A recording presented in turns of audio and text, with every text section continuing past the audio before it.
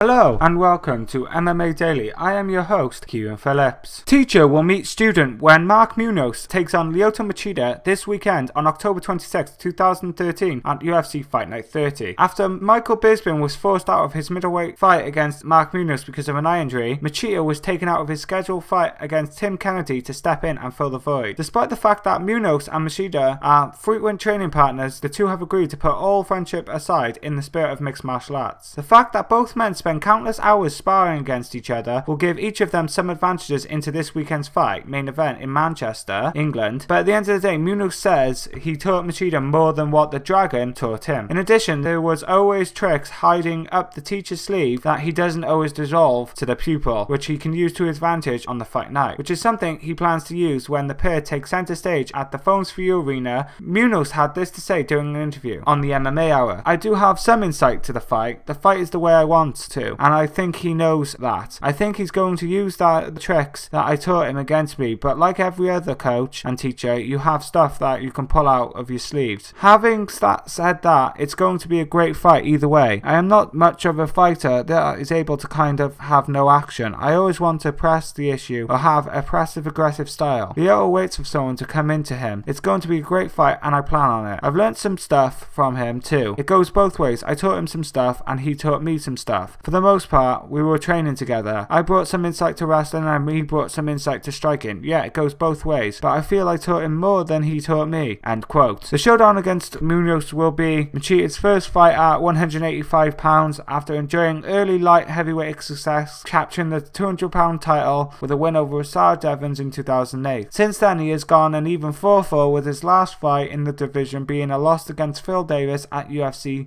163. And now the Brazilian looks for a fresh start in a new weight class. In my opinion, this will be a great fight. I think for Munoz to win, he has to out-wrestle Machida, and for Machida to win, he has to keep it on the feet and strike with Munoz. How about it? Will student Machida be able to outclass the teacher Munoz and teach him a thing or two in actual hand-to-hand combat when they collide? Let us know in the comment section below. In our next story, we are going to talk about UFC middleweight champion Chris Weidman. Weidman will ever be known as the man who dethroned the former middleweight champion and pound-for-pound great Anderson Silva in what Dana White is billing as the biggest fight in UFC history per ESPN. Weidman and Silva will step back into the octagon to settle the score at UFC 168. The rematch between the two will take place on December 28th in Las Vegas at the MGM Grand Arena, the same building where the Brazilian lost the fight the first time round. Weidman knew he had the tools to get the job done the first time, and his confidence is what I think at an all-time high going into the rematch, that he is taking a step no other high-profile fighter in combat sports has done before with the latest Enduro, ChampChallenge.com. Weidman is allowing fans or Silva